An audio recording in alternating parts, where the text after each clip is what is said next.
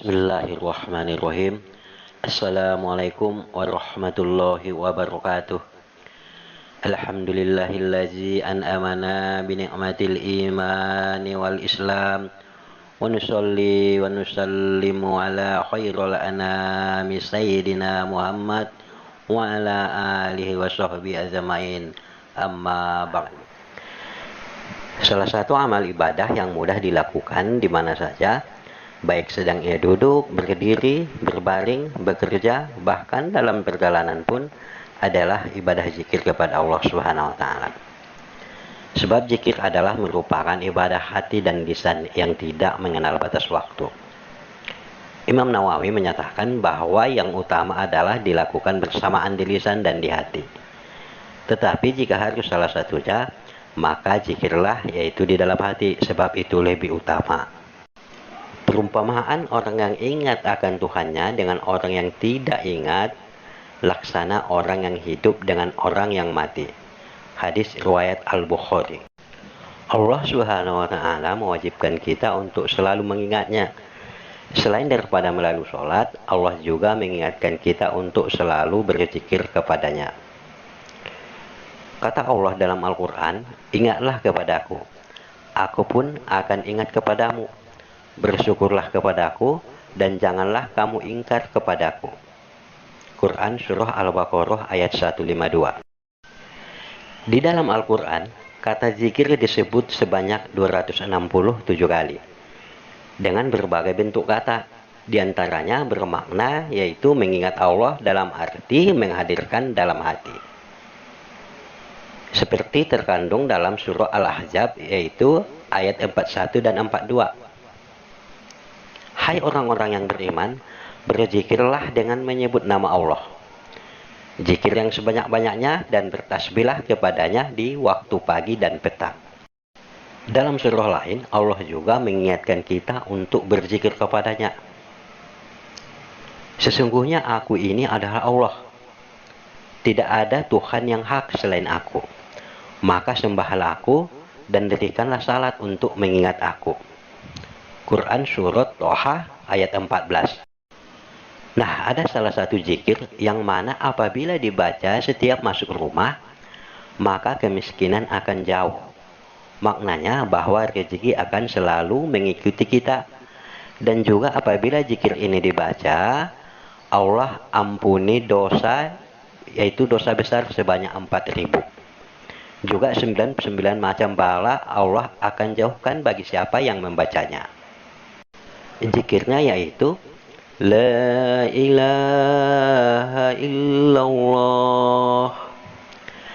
Di mana keutamaan zikir La ilaha illallah? Menurut Imam Al-Fakihani, yaitu seorang ulama mazhab Maliki, berkata, barang siapa melazimkan kalimat La ilaha illallah setiap kali ia memasuki rumah, maka akan menghilangkan kemelaratan. Maknanya, siapa yang selalu membaca kalimat La ilaha illallah setiap ia memasuki rumahnya, maka rezeki akan mengikuti dia. Rasulullah Shallallahu Alaihi Wasallam bersabda, barang siapa mengucapkan La ilaha illallah dan memanjangkannya, maka 4.000 dosa besar akan diampuni baginya. Kemudian para sahabat bertanya, wahai Rasulullah, jika yang membaca itu sama sekali tidak mempunyai dosa besar, apakah yang akan diampuni baginya? Rasulullah Shallallahu Alaihi Wasallam menjawab, maka dosa-dosa keluarga dan tetangganya juga akan diampuni oleh Allah.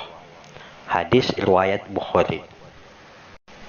Maksud daripada kalimat memanjangkannya di dalam hadis tersebut adalah sesuai dengan kafiat yang disabdakan Rasulullah, bahwa bacaan pada setiap kalimat La harus dipanjangkan, yaitu dalam pengucapannya, yaitu La ilaha illallah. Ketika membaca zikir La ilaha illallah, syarat sahnya ada, bukan asal baca saja. Sebab kalimat La ilaha illallah itu adalah merupakan pondasi agama Islam yang pertama, yaitu sebagai kalimat tauhid. Kalimat tauhid ini akan bermanfaat bagi orang yang mengikrarkannya dengan 7 syarat. Sebagaimana yang dijelaskan oleh para ulama berdasarkan nas-nas Al-Quran dan As-Sunnah ataupun Al-Hadis. Syarat sahnya kalimat tauhid la ilaha illallah ada 7. Syarat yang pertama adalah al-ilmu, yaitu harus mengetahui makna kalimat la ilaha illallah dari segi nafi atau peniadaan, ataupun dari segi isbat ataupun penetapan. Maksudnya harus seseorang itu mengetahui bahwa Allah adalah satu-satunya zat yang berhak untuk disembah. Yang kedua, al-yakin ataupun keyakinan, yaitu mengucapkan kalimat la ilaha illallah dengan keyakinan dan kemantapan hati, tanpa adanya keraguan yang dihembuskan baik setan, jin, ataupun manusia. Syarat yang ketiga yaitu al-qabul ataupun penerimaan, yaitu menerima semua konsekuensi kalimat la ilaha illallah dengan hati dan lisan, membenarkan dan mempercayai semua yang disampaikan Rasulullah, serta menerimanya tanpa penolakan sedikit pun. Yang keempat yaitu al-inqiyad ataupun tunduk, yaitu pasrah dan tunduk terhadap apa yang terkandung dalam kalimat la ilaha illallah dan harus mengikutinya dengan tindakan. Yang kelima, as-siddiq ataupun jujur, yaitu jujur kepada Allah ketika mengucapkan kalimat la ilaha illallah, yaitu dengan maksud jujur dalam ucapan ataupun sesuai antara lisan dan hatinya. Yang keenam, al-ikhlas, yaitu ikhlas ketika mengucapkan kalimat la ilaha illallah dengan tidak mengharapkan apapun kecuali ridho Allah, tanpa ada noda syirik sedikit pun. Syarat yang ketujuh adalah al-mahabbah ataupun kecintaan, yaitu mencintai kalimat dan kandungan kalimat la ilaha illallah, dan pokok dari kecintaan inilah timbul rasa cinta terhadap Allah dan Rasulnya. Juga harus cinta terhadap apa-apa yang dicintai oleh Allah dan Rasulnya, yaitu seperti tempat-tempat tertentu, Mekah, Madinah, dan masjid-masjid. Juga harus timbul rasa cinta pada waktu-waktu tertentu, seperti cinta terhadap bulan Ramadan, 10 hari pertama pada bulan Zulhijjah, ataupun waktu-waktu lainnya. Juga harus timbul rasa cinta terhadap sosok-sosok tertentu, seperti cinta terhadap para nabi, rasul, malaikat, orang-orang jujur, para syuhada, dan orang-orang yang soleh.